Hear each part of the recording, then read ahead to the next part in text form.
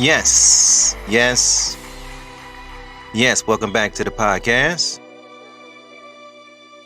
Beloved, this is indeed your brother Big VJ checking in. Today's conversation, we're going to talk about SNAP benefits. The government is tripping. The government is saying they would not send any food stamp out the 1st of November. That's what you call the so-called bad news. The good news is we are still here. We're going to put all our hands on deck. We're going to make sure our people eat. We're going to donate all the canned goods and whatever we have. We're going to take it down to the local food drive. So our brothers and sisters that's looking for meat, that's looking for food, they're going to have it. So we ain't tripping on that, right? Because one thing about being a Black American, one thing about being an original man and a woman, when shit get tight, we get tighter. Now that part I hate is like that. But that's the silver lining. When shit get tight. Finally, finally for us, we get tighter, right? So, beloved, we're going to be all right. And never forget this as well. The beauty about being in the wilderness of North America, in the territory that we call the United Snakes. The beauty is this. As a Black American, beloved, you do not have to be smart. Nobody is asking us to be smart. All we are asked to do is follow the instructions of our ancestors that are no longer here. But they left the word through literature, through video, through audio, along with the elders that are currently here about what to do. So Noble Drew Ali, beloved, peace be upon him, he comes to mind. Noble Drew Ali said, I brought you everything it takes to save a nation, so take it and save yourself. It ain't like we don't know what to do.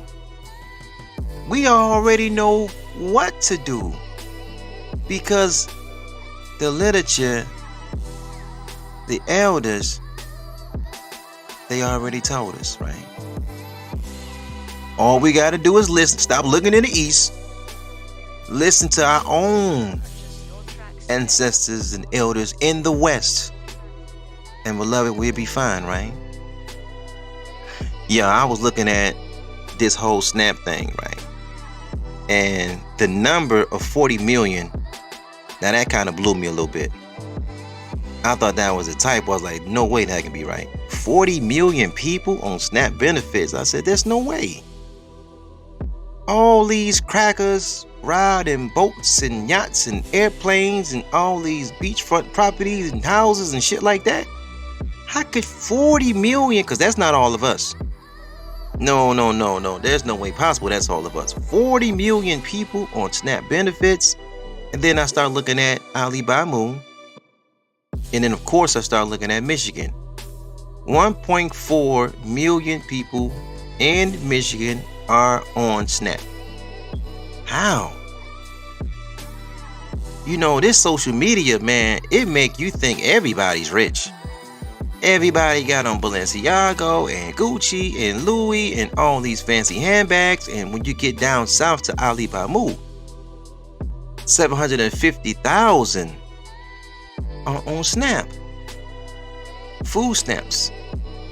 EBT. And they're a little panicky. And they're a little worried.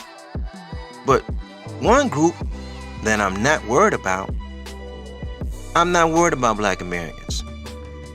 No, nothing that the government do gonna break us, because we already at the bottom. We gonna be fine. We gonna be all right. What you are going to see is some clicking out from devils.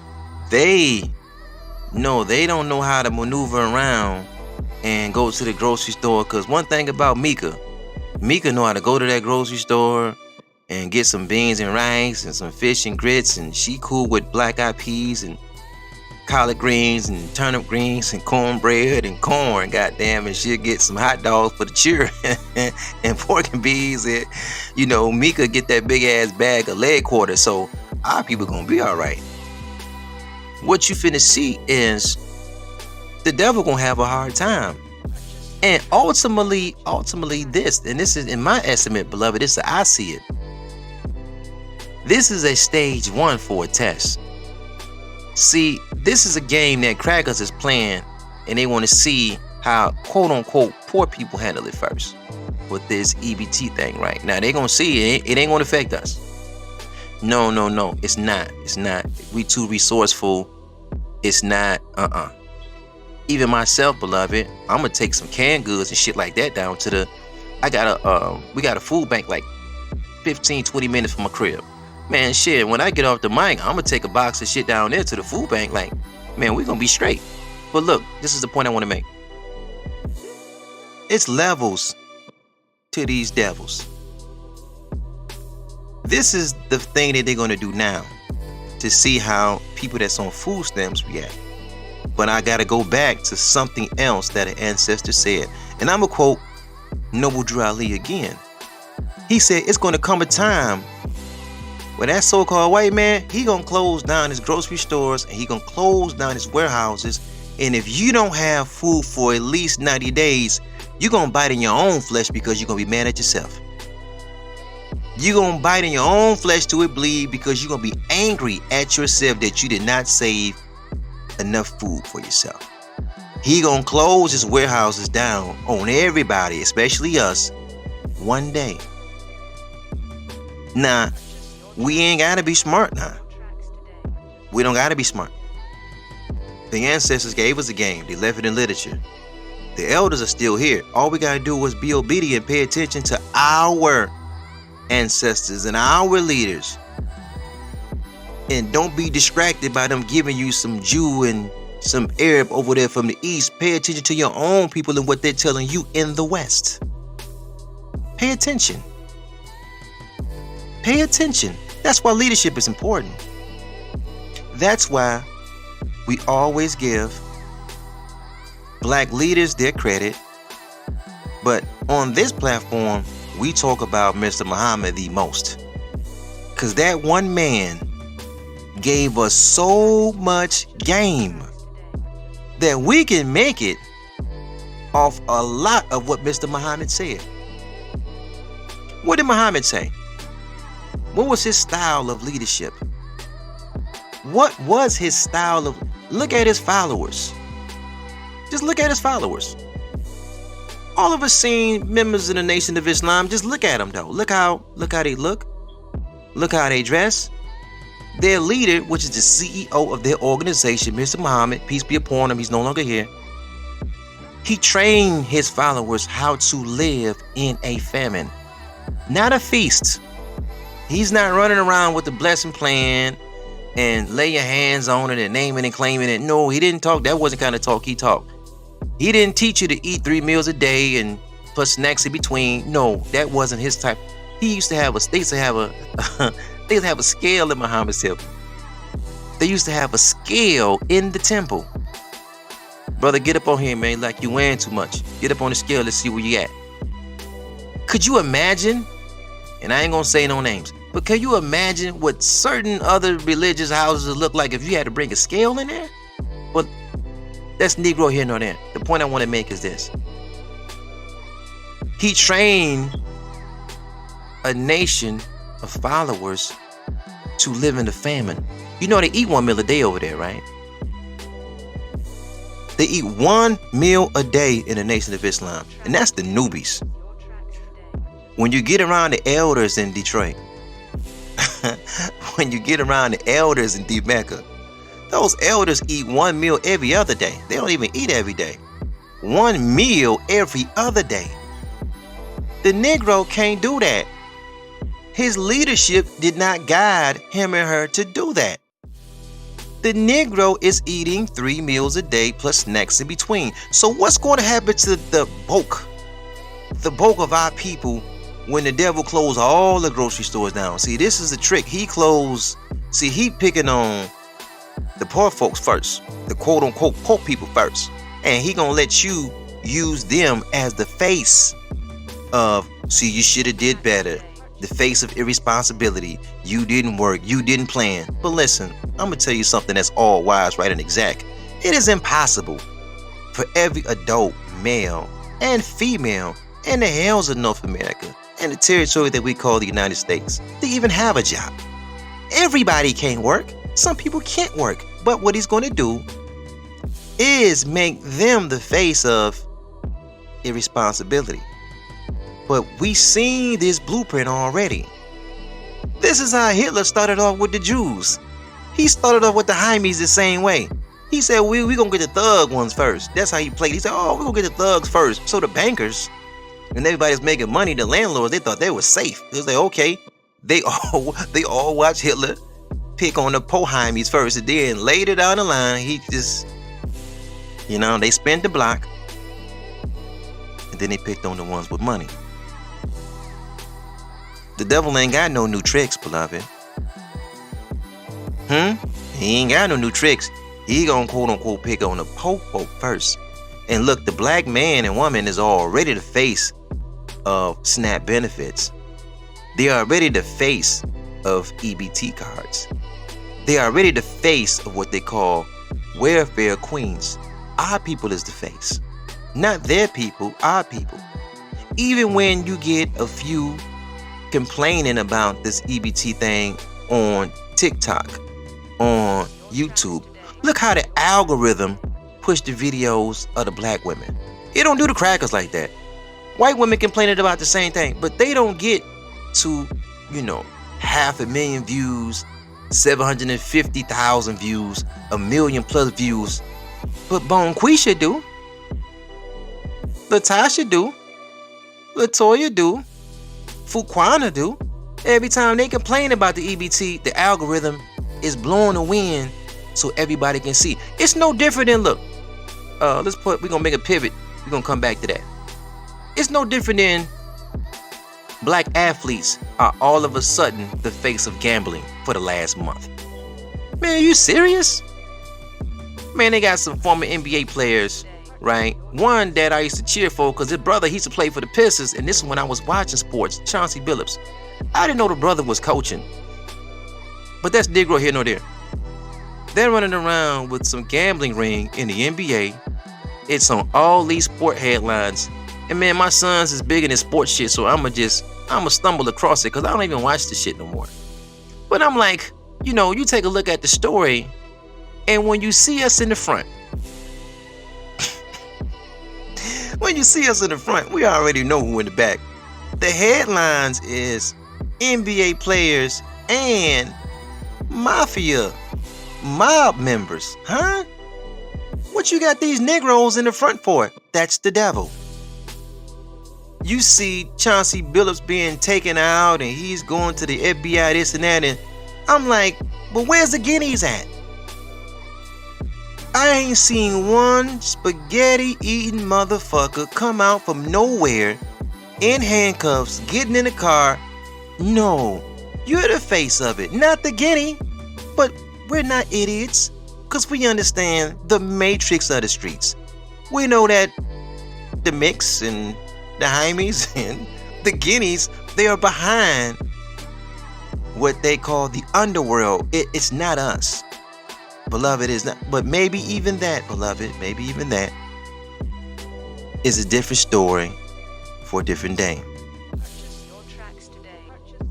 As an adult, everybody is going to have the opportunity to see what your organization is made of now. See, you've been giving your time, your talent, your energy, and your money. Okay, this is a level 1 situation. Believe me when I say this, it's going to be another level where it's going to affect all of us. But this is just level 1 right now. If you belong to the Omegas, or to the Sigmas, or you're a Delta, or you're AKA, or you're a Christian, whatever your local organization is, or you're a Muslim, whatever your local organization is, or you're a Mason, or you're an Elk, Your organization that you've been putting your time, talent, energy, and money to, they're going to have to show up. This is a tester to see how they are going to show up in the first level. One thing I know about Black Americans is we're going to be all right. But we're going to individually be all right. This household going to work it out this way. This household going to work it out another way. That household going to work it out. One thing about those crackers, it's going to affect them. But they're going to use this as a way to teach and learn about how to maneuver around this. So the next time they come around, they'll have a system in place. We got to be that strategic to see it as like that as well, because I get the crackers this. The only up they have on us, they can look 25 years down the line. They can look 50 years down the line. We can't. We're trying to get past next week.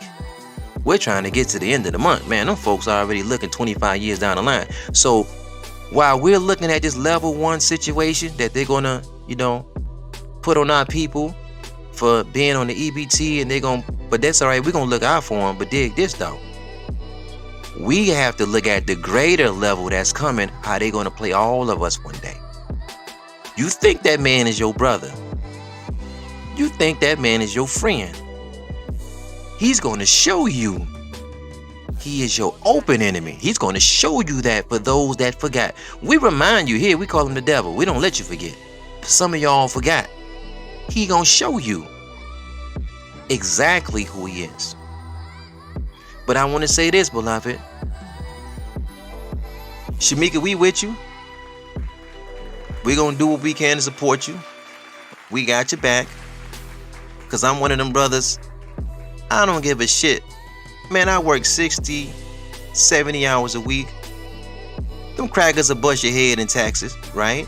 But when I go to the grocery store, I'm not looking around and see what's in this person's basket, and I'm not, especially if it's an original man and woman, I'm not looking around to see how much they got in their basket and how they pay for it. But if I do see somebody with a basket full of food and they whip out their EBT card, if they are a black person, original man and woman, my hope is that in that basket that you're paying for that shit with the EBT card, my hope is that you got steak in that motherfucker, lamb chops, roast beef, corned beef, turkey. I want you to get the best that your enemy can offer. I don't give a shit about what those crackers, they're gonna make you the face of. Oh man, fuck all that. The real money that those crackers are spending is being spent on bombs. That's where the real money is going. They spending more money on that than missiles and all of that kind of shit. And they got some weird pork projects that they, $16 million for butterfly research, $28 million to see, how many times a rat can do this and rat. They waste money on silly shit. So man, we're not getting into, you need to get a job. Everybody can't get a job. That's why I don't give a shit when you fill up your basket with an EBT card. I don't give a shit because I know everybody can't get a job. I don't care if you ain't worked in a week, in a month, in a year. I don't give a shit. When you get in this line and you get that basket, get the best that your enemy can offer. Don't go down there and put no pork chops in the goddamn basket and some ham and shit and some pig feet and chitlins and shit. Then I might got you with some hog maw in that motherfucker, big old box of powdered milk. I'm gonna look at you different. Beloved, get the best that your enemy can offer, beloved. And we're gonna leave it there. We're gonna leave it there because, beloved, our people is gonna be all right. Peace and black power to you, family. Thank you guys so much for listening. 40 million people on EBT. And there's not 40 million jobs open. There is not 40 fucking million jobs open. It is not. So let them people be, man. If you got it to do whatever your immediate family do not need and cannot use, Do the research, beloved. Go down to the food bank and drop it off. Drop the canned goods off. Drop the whatever you got. Canned goods, if you know you got so much meat and you don't even eat those steaks like that. You don't eat ground beef like that. Because check it out. I'm going to share this one thing with you before we go. I want everybody to do your brother VJ a solid. Do me one solid. At least once in your life, I want you to go to an auction. I want you to go to an auction where they are selling cows and they're selling heifers, right? It will blow your mind. You probably stop going to the grocery store altogether. When you go to an auction, the cows will be right around $1,000. They're going to start the auction off right around $1,000, but the cows is $1,000. The heifers is right around $1,100, right? The average cow and heifer is going to be sold for $1,500, but once you run it through the butcher, it's going to be like another $600. Now, this is the reality of that, though. If you get about 4 or 5 people together, right? 4 or 5 people, all y'all put in about $300. You dig what I'm saying? Okay. You can get a cow for about $1,200, and I'm not trying to be funny.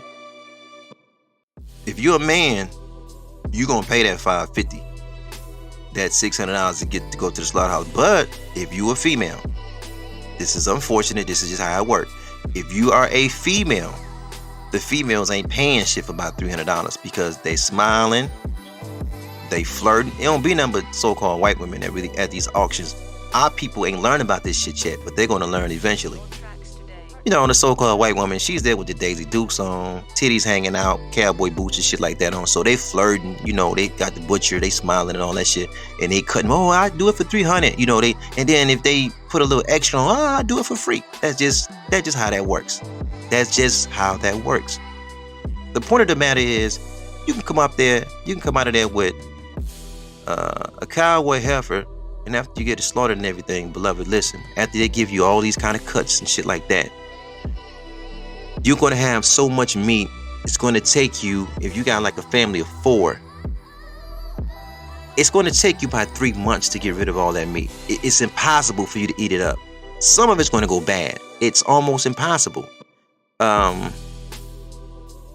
bulk of the meat is going to be in what they call bag meat. And we would call that, like at the grocery store, like ground beef. You understand what I'm saying? Can you imagine having like anywhere between 35 pounds to 45 pounds of ground beef? That is too much. That shit is not going to fit in your refrigerator. When I first got turned on to this hustle, I had to buy me an additional refrigerator plus a deep freezer. This shit was too much. Then you had to start kind of find people to like to get the shit away to. That's just a feather I want you to put in your hat. Just put that feather in your hat one day. Because I don't even eat meat like that no more. I just eat like 1 meal a day. For the last 2 months, I have been eating 1 meal a day. And even before that, I was doing a cold meal, which was nothing but a salad, like a grilled chicken salad. Man, it was something about that blue cheese and a grilled chicken salad I had to have. But not even now, I just eat 1 meal and I just leave it at that. And I eat that 1 meal between 3 p.m. to 6 in the evening. I don't even eat to the next. I don't get hungry like that no more. Different story every different day. I'm more of like a fish guy now. So I'm not in need of running behind. But some of the brothers and sisters out there, they still like meat. They still like red meat. That meat that you get slaughtered yourself is not going to taste like that shit at the store. It's going to taste totally different. That's just a feather that I want you to put in your cap for later. Make a relationship with the black farmer in your area. If you're on the East Coast, maybe a little hard. If you're in the West Coast, maybe a little hard. But if you're in the Midwest or down south, that shit is not hard.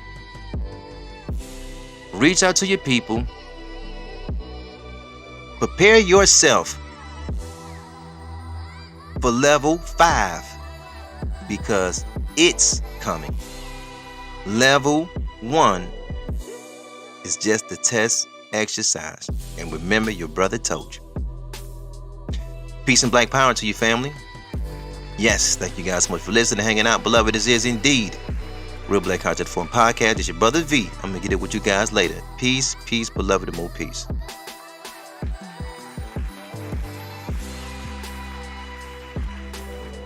About the stoppage of food stamps in the next 2 weeks, you need to listen to this video. This is going to cause a major ripple effect in American society, not just with households, not just with small businesses, but local economies at large. Families are going to start skipping meals. You're going to be practicing how to fast without even trying to practice how to fast. Local food banks will see numbers at large, huge lines outside of their building. And crime is going to skyrocket. Looting is going to be something that is also in the forecast as well. But how does this impact the black community? Fortunately, this will cause an end to immediate food security. Now, this is something that we're not new to. In slavery, when it came to scarcity, we lived off the slop in the trash most of the time. I mean, just think about it. Black people have turned trash into delicacy. What do you think soul food is? If you black and you worried about this, please don't, because we have a community, and our community will speak and come together when the time is right. That's why you're not seeing us move. We're waiting on each and every one of us to get the message. A lot of people won't be able to see it, but I see it. And I know that if I see a brother or a sister during that time that's struggling, please come to my house and have a plate. We will figure this out together. But crime will not be the answer to any of this. You have to let these white people in these neighborhoods, I'm going to tell you the truth, rich white people in rich communities use food stamp cards. That should tell you that obviously they're not making enough money to live with the Joneses. They got these big ass houses and driving these X7 Beamers as if they really doing it, living beyond their means. This is who this is truly going to impact. I made a video 2 days ago talking about why black people aren't moving into action. This is a form of us not moving into action because we know how to struggle. We come from the struggle. Do you understand what I'm saying? Thanks for listening. Remember to follow us on Instagram, Twitter, YouTube, Google, Anchor, Spotify, and Facebook. Also, don't forget to like, share, and comment on the podcast. Your opinion of what you just heard is important to the platform. So yes, beloved, your comments are the engine and fuel to the machine. Stay blessed and have a powerful day.